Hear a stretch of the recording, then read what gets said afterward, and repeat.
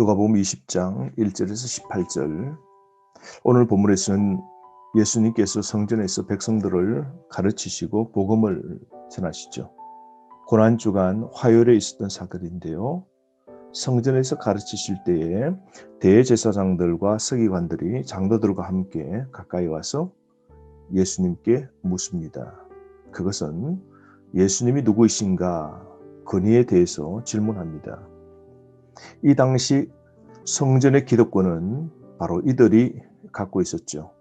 그런데 예수님이 오셔서 성전을 청결케 하시고 성전에서 복음을 전하시고 메시아로서 사역을 할 때에 이들은 기득권의 위협을 느끼게 됩니다. 그래서 예수님을 죽일 기회를 만들려고 다가와서 질문을 던지는 것이죠. 이들의 이 불신앙은 무엇입니까? 예수님 메시아로 오신 그 권위를 거절합니다. 그리고 의문을 갖고 질문을 하죠. 예수님이 메시아시고 하나님의 아들이심을 불신앙합니다. 이들은 예수님의 하시는 행동이 비판하고 불신하고 조소하고 기득권 유지에만 관심을 갖습니다. 그들은 진리에는 전혀 관심이 없죠.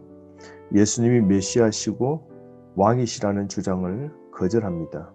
여러분, 이처럼 완고한 불신앙도 문제고 세상의 지위, 돈을 붙잡고 사는 것도 구원받는 결점이 되는 것이죠. 이들은 예수님 거절합니다. 자신이 종교적 지도자로 현재 맡고 있는 그 자리를 절대로 빼앗기려고 하지 않는 것이죠. 하나님의 권위로 행하고 하나님으로부터 왔고 자신이 하나님이라고 예수님께서 말씀하시면 신성 모독죄로 체포하려고 혈안이 되어 있습니다. 그들에게 묻습니다. 당신이 무슨 권위로 이런 일을 하는가라고 묻죠.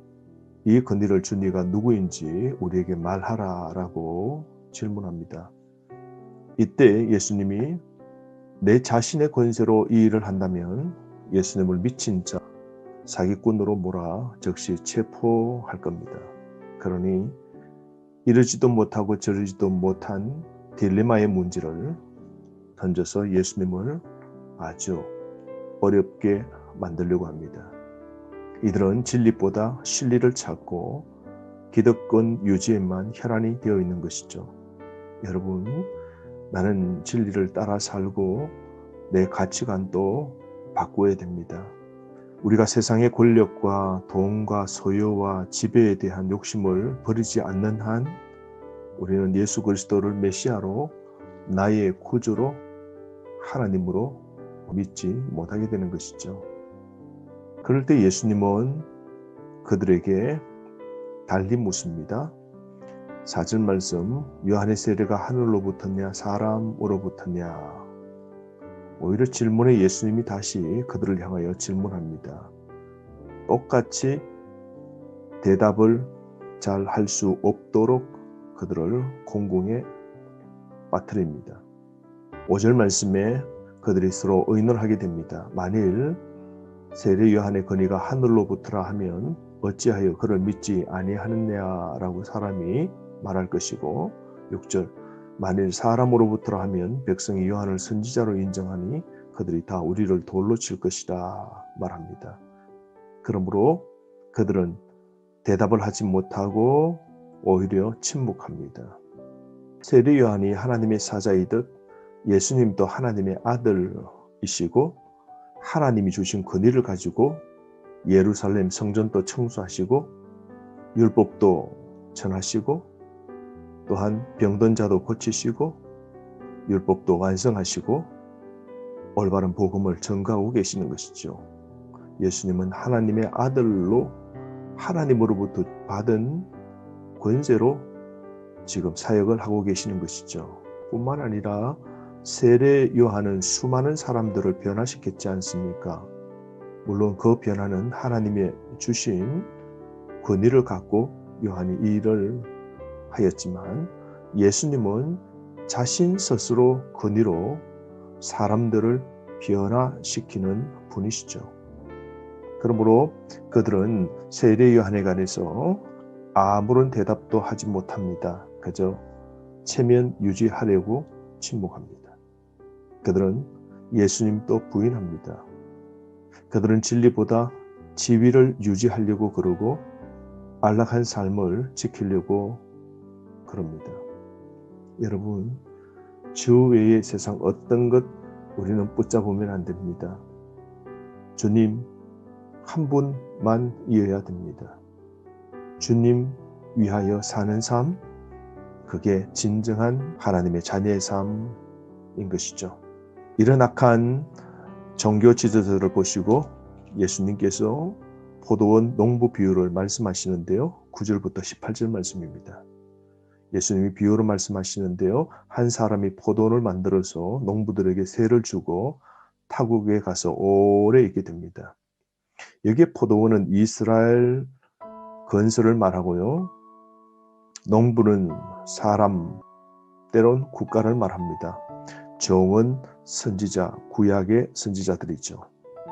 하나님께서 포도원을 만드십니다. 이스라엘을 세우시죠. 그리고 그들에게 세상을 돌볼 특권을 그들에게 다 주십니다.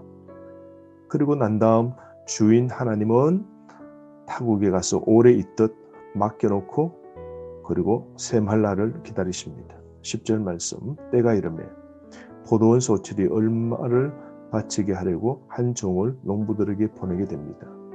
농부들이 종을 도리어 몹시 때리고 다시 돌려보내게 됩니다. 이런 일을 3번씩 반복하게 되는데요. 다른 종을 보내어도 또 때리고 능욕하고 또 3번째 보내어도 이 종도 상하게 하고 내쫓게 됩니다. 구약시대에 하나님께서 수많은 선지자들을 보내어 하나님의 땅, 이 나라를 바르게 돌보고 바르게 세우기를 원했지만 그들은 선지자 거절합니다. 하나님께 반항합니다. 자신이 세상을 다스리려고 합니다. 자신이 원하는 대로 삽니다. 인생의 결정도 자신이 합니다. 세상의 왕들이 자기가 왕인 줄 알고 자기 멋대로 하나님의 포도원, 사람과 나라를 다스립니다. 완강히 하나님을 거절하죠. 여러분, 하나님이 주인이시고 나는 청직임을 결코 잊으면 안 됩니다. 하나님께서는 그래도 계속해서 인내하십니다. 계속해서 종들, 사자들을 보내시고 계속 회개할 기회를 주십니다. 마지막에는 13절 말씀, 아들까지 보내게 되는데요. 그러나 지위와 돈과 세속적 안정으로 인해 아들을 거절합니다. 불신앙합니다. 완고합니다. 결국 그들은 아들까지 살해하게 되죠. 포도원 주인의 아들이 누구입니까? 예수 그리스도이죠. 하나님은 마지막 아들 예수 그리스도까지 보내었지만 이스라엘은 하나님의 아들 예수님을 십자가에 못 박아 죽이지 않습니까? 인간의 역사가 창세로부터 지금까지 하나님을 반역하는 역사이지 않겠습니까? 반역의 역사를 이제는 끊어야 됩니다. 우리 속에 하나님을 향한 반역질하는 이런 악한 태도는 예수 그리스도를 믿고 난 후에는 없어야 됩니다. 오늘 세상에 많은 사람들은 포도원 주인 예수 그리스도를 배척하고 있지 않습니까? 마지막은 어떻게 될까요? 주인이 심판하게 되겠죠. 16절 말씀, 와서 그 농부들을 진멸하고 포도원을 다른 사람들에게 주리라. 포도원 주인이 엄히 명령합니다. 예수 그리스도를 거절한 자의 마지막은 진멸이고 그리고 세상을 돌볼 다른 사람들, 즉 새로운 백성들을 세워서 맡기게 되는 것이죠.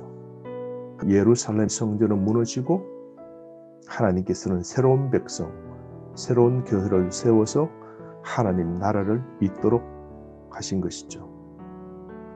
정말로 이 예언대로 AD 70년에 예루살렘은 파괴되고 사내들인의 리더십들이 이제 새로운 하나님이 보내신 사자 종 12 사도들에게 넘어가게 된 것이죠. 17절 말씀, 다가올 심판이 있습니다. 이렇게 말씀하십니다. 건축자들의 버린 돌이 모퉁이의 머릿돌이 되었느니라. 건축자들의 버린 돌, 이건 언어 유희인데요. 돌, 히브리어로 에벤입니다. 아들, 히브리어로 벤인데요. 비슷한 발음이죠. 버림당한 돌, 거절당한 돌은 거절당하고 죽임당한 벤, 아들을 상징합니다.